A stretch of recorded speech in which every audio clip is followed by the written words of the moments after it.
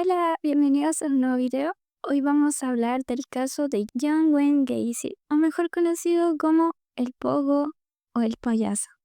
Advertencia, este video aborda hechos reales con fines informativos y educativos.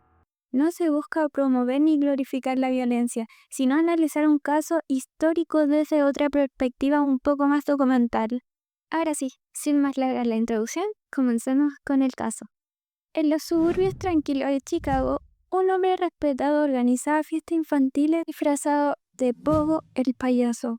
Era empresario bastante exitoso, participaba en políticas local y parecía un ciudadano ejemplar. Pero bajo esa fachada de normalidad se ocultaba una mente perturbada responsable de uno de los casos más importantes de la historia estadounidense. Hoy conoceremos la historia de John Wayne Gacy, recordado por la prensa como el payaso asesino.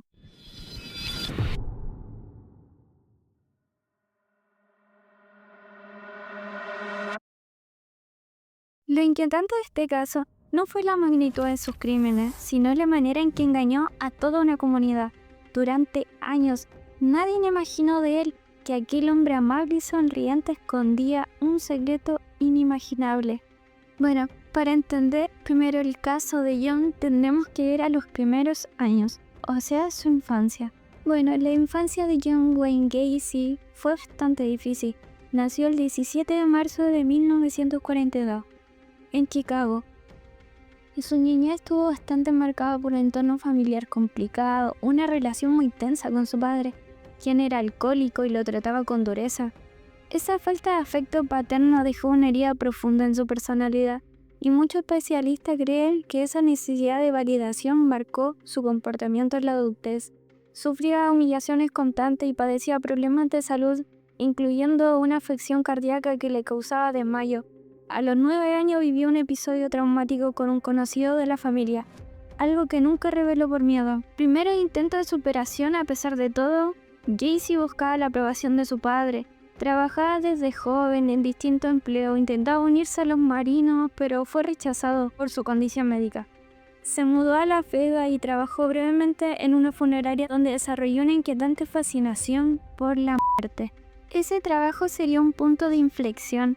Allí por primera vez tuvo un contacto directo con cuerpos sin vida, algo que más tarde tendría un eco perturbador en su mente. Aquí comienza la doble vida de John. John, aparentemente exitoso en los años 60, la cual parecía haberse enderezado, se casó con Marilyn Myers en 1964, tuvieron 2 hijos. Él administraba restaurantes de KFC en Iowa gracias a su suegro. Era activa en clubes comunitarios y organizaciones cívicas. Su carisma lo hacía popular. Era el tipo de persona que todos describían como amable, trabajadora y siempre dispuesta a ayudar. Pero detrás de esa sonrisa ya empezaba a formarse una segunda identidad. Su primera caída fue en 1968. Fue acusado de conducta inapropiada con un menor, hijo de un conocido. Intentó encubrir la situación, pero fue condenado y enviado a prisión. Su esposa inmediatamente se divorció de él y su padre falleció durante ese tiempo, sin reconciliarse con él. Cumplió los 18 meses antes de ser liberado por buena conducta, y los psicólogos lo consideraban rehabilitado. Sin embargo, Gacy nunca cambió realmente. Aprendió a manipular mejor, a ocultarse y a mostrarse exactamente como los demás querían verlo. El regreso y la escalada. John tenía una nueva vida en Chicago. Al salir de prisión, Gacy regresó a su ciudad, Chicago. Compró una casa en unos 8237 West, el barrio de Northwood Park. Fundó su propia empresa de construcción, PDM Contractor, así se llamaba. Se volvió a casar y se presentó ante todos como un ciudadano ejemplar. Incluso participaba en actos benéficos disfrazado de payaso, bajo los nombres Pogo y Patches. Para muchos vecinos era un hombre alegre y generoso, pero en realidad solamente era el personaje de su payaso que se convirtió en un símbolo de alegría. Pero para Gacy también era una forma de liberar su lado oscuro bajo una máscara. La fachada perfecta de John Organizaba grandes fiestas, colaboraba en campañas políticas, llegó a fotografiarse con la primera dama, Rosalind Carter. Pero mientras su imagen pública crecía, en las sombras comenzó una serie de desapariciones misteriosas entre jóvenes del área. El método. Solía acercarse a adolescentes, jóvenes, adultos, ofreciéndole empleo o ayuda económica. Muchos de estos aceptaban sin imaginar el peligro que sus vidas estaban corriendo. Ya en su casa realizaba supuestos trucos de magia con esposa o cuerda, donde fingía enseñar cómo escapar. Una vez inmovilizada a las víctimas, la situación se tornaba muy peligrosa. Era un depredador que conocía bastante las debilidades humanas. Se aprovechaba de la confianza, de la necesidad y del deseo de superarse de los demás. Ese fue el destino de las víctimas durante los años siguientes.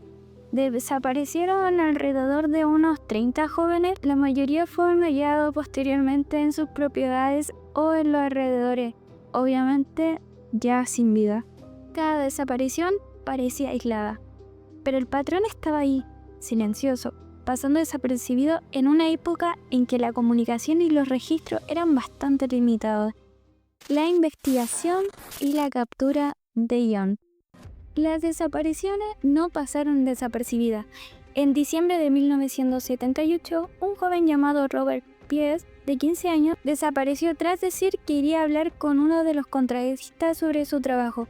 Su madre alertó inmediatamente a la policía y el rastro llevó directamente a Gacy. Este caso fue el principio del fin.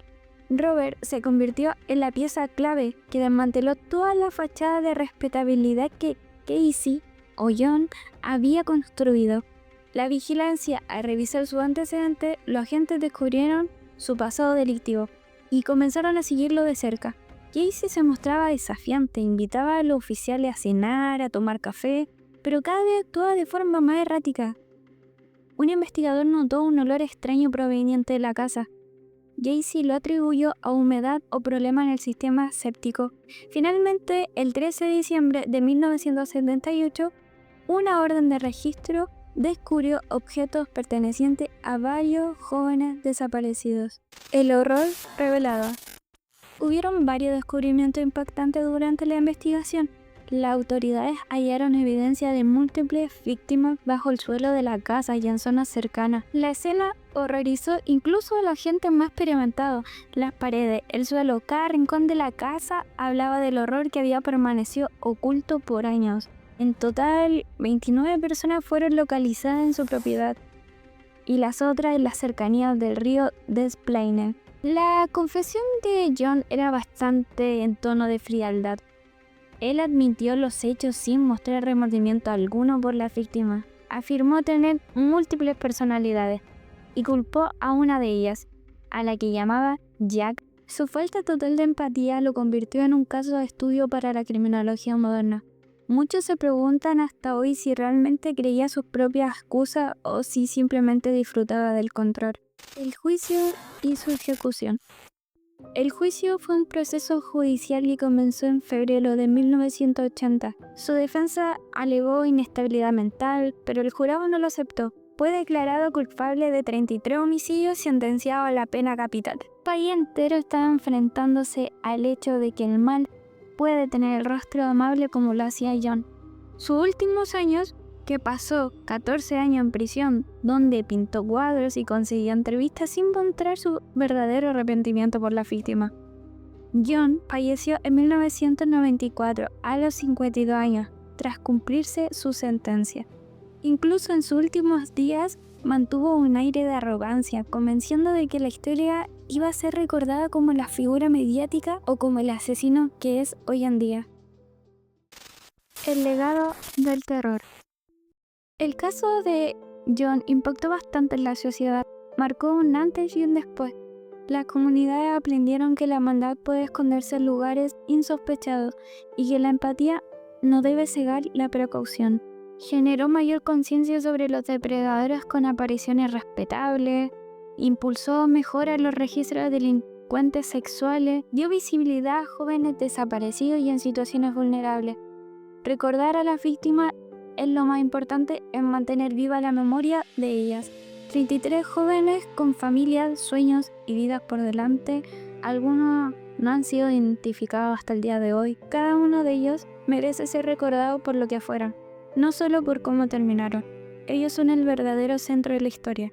La máscara del mal de John Wayne Gacy nos enseña que el mal puede ocultarse tras una sonrisa amable, un traje elegante, un disfraz colorido. El payaso asesino sigue siendo un símbolo del lado más oscuro de la naturaleza humana. Si este video te resultó interesante, no olvides dejar tu like, suscribirte y activar la campanita para más casos analizados con respeto hacia las víctimas y su historia. Bye bye.